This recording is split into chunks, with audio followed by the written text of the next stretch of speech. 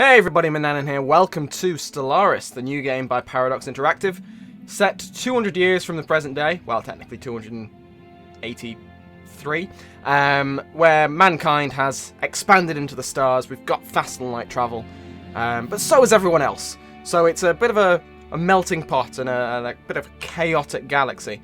I am playing not as the United Nations of Earth, but I am playing as the Commonwealth of Man, which is basically the Imperium of Man on just a little bit like sugar-free.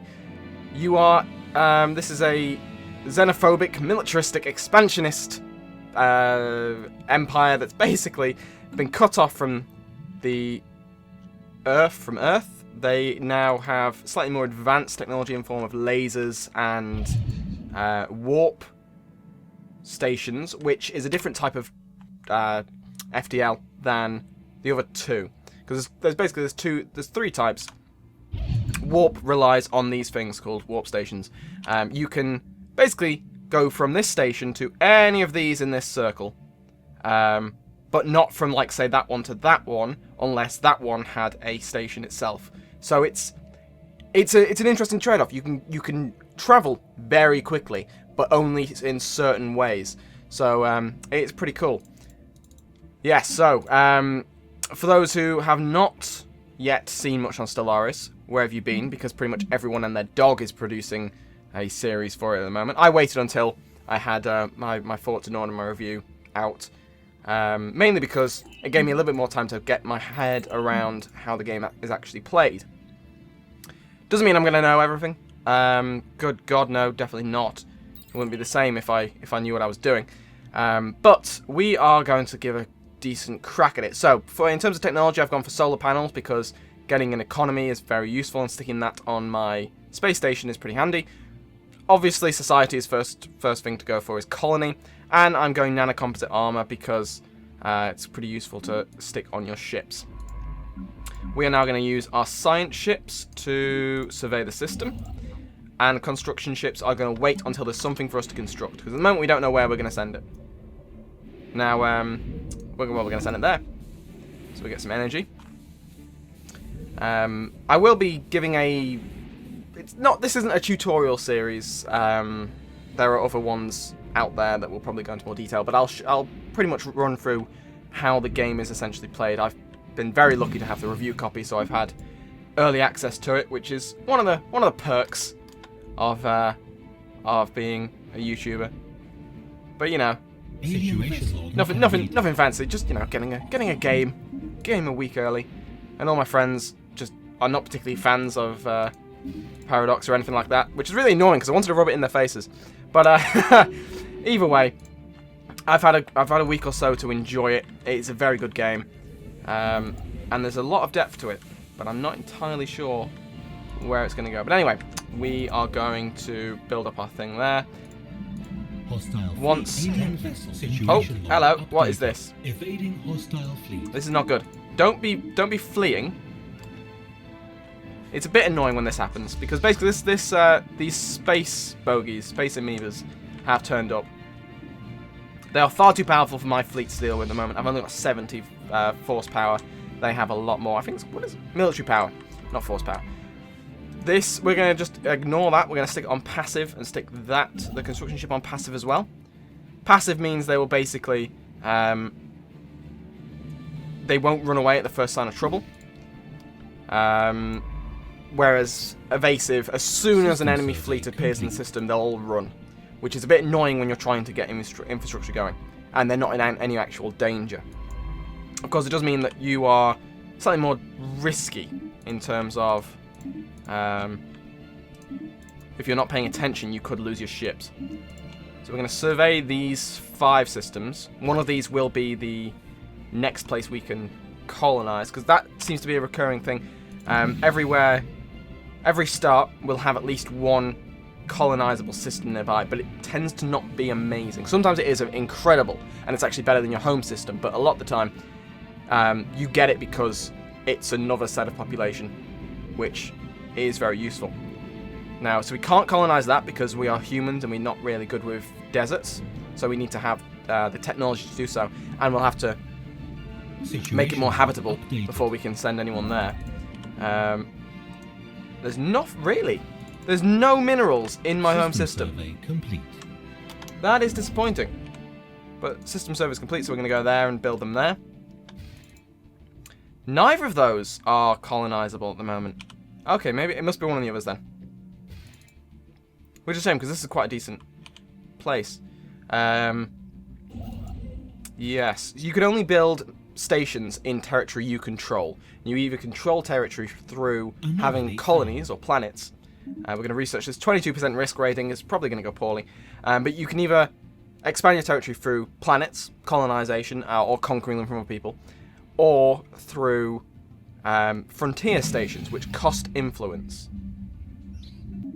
Fantastic. So it was 22% risk. It didn't actually go poorly at all, so we gained some technology. There are 3 types of technology: physics, society, and engineering. They each have their own sort of trees and stuff. Anomaly found. Oh, 45% risk. Yeah, we'll ignore it for now, just because I'm pretty sure this is the teapot. I can't remember what the actual thing is, but it's someone philosophical made the claim. Well, Expertise New Worlds, pretty good.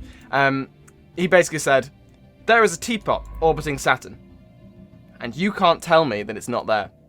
And it's like, yep, spot on. It's unlikely to be there, but the burden of proof. It was that sort of. It's sort of a. What's it called? It's an argument against the standard religious discussion of, is there God? And people will say, well, prove there isn't a God. So his response to that was, prove there isn't a teapot orbiting Saturn. So that's a nice little reference to that. It gives you a decent chunk of technology points as well, but it's 44% risk, and I don't want to lose my science ship this early. There is the colonizable world, which is not it's not great. 2 engineering and 2 physics. There's no minerals or anything there, but how big is the surface? That can sometimes make it worthwhile. Also not particularly amazing. Hostile fleet, where? Oh, it's just a space member. So have we researched colonies yet? No, we got another year or so to go.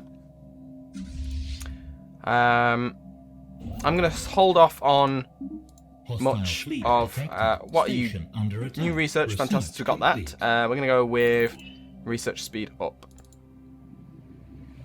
Oh dear, they're annoying. Please don't attack my guys. You didn't attack my. They're attacking. Oh my god, they're attacking the space amoeba. The whales. I'm going to send my strike force to assist because they're winning. Ah, I should have been involved in that. Wait, where's my science ship? No, I can't. No. If you're involved in the battle against those things, you can research their remains and you can get a decent amount of good stuff from them. Let's go back to Deneb. Go back to my home system. This guy's building research stations, so this will be a nice little boost to my technology. And you are... Let's find out if this moon is... 2% risk, we'll do that. That's pretty unlikely to cause any trouble. This is where he dies. Pretty good. I mean, she's got the thing of... Oh no! Expert in settling on new worlds. So this has... There are structures not as old as we first believed. It seems to be a playground or amusement park of some kind. Many of the contraptions are highly complex creations we can learn much from, and that to the builder's alien eyes, this might have been cutting-edge sensor array, or even a gigantic art installation. Regardless to us humans, it looks mostly like a place where you would take your young and let them amuse themselves. So you gain a decent chunk of technology, which is great news, because that has sped that up quite a lot. We're going to go with propaganda, I think, get the influence going, and on Unity we are going to build a colony ship, which we cannot afford because I am not rich enough yet. So we've got a bit of time to wait on that. Where would we want to go? I think it's still good to get the early thing. I mean, why can't I not convert? Go there, Tundra 0%. Fair enough. We're gonna have we're going to go ion thrusters, make our ships faster. They can return back to Unity. And are you done? You're done. Fantastic. So let's build a colony. No, we can't afford it. We've got to wait another month. There we go. Now we can build it. So we are going to send them. I could really do with there being a habitable planet outside of my sphere. Complete.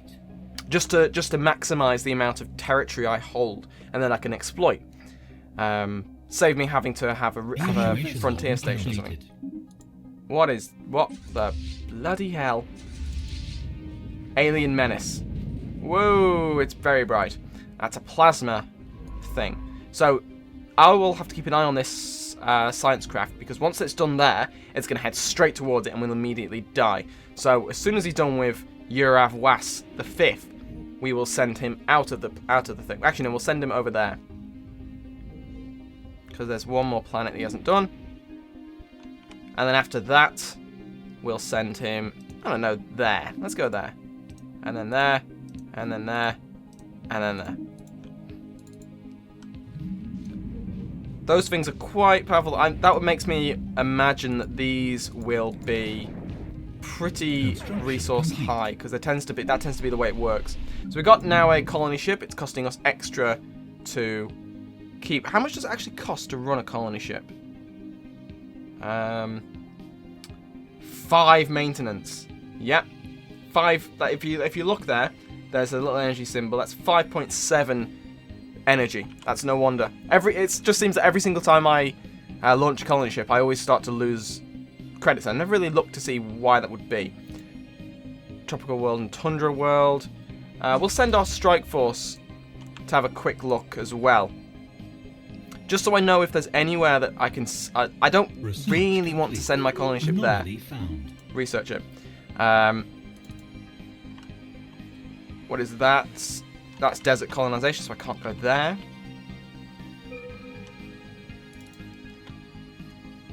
Ah, that is habitable. And we have no idea about the survey.